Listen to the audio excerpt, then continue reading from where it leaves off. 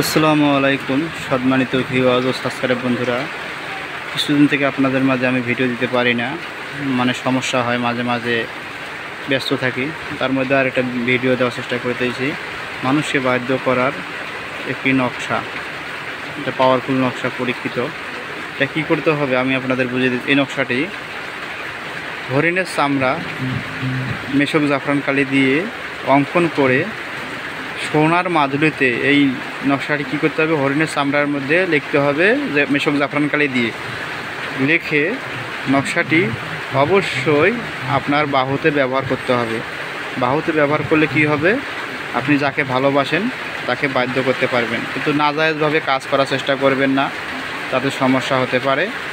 আপনারা নিজেরা চেষ্টা করবেন ভালো কিছু করার জন্য। আপনার স্ত্রী কথা শুনতেছে না বা সংসার কারো নষ্ট হইতেছে, এই ভালো কিছু কাজ করতে চেষ্টা করবেন, খারাপ কিছু করবেন না।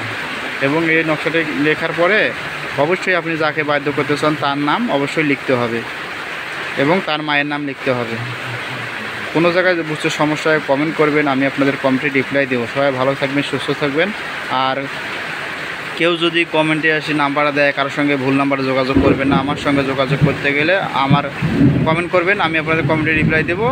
যখন দেখবেন আমার চ্যানেলের লোগো আছে, অবশ্যই বুঝতে পারবেন আমি আপনার কমেন্টে রিপ্লাই দিচ্ছি। সবাই ভালো থাকবেন, সুস্থ থাকবেন, ধন্যবাদ।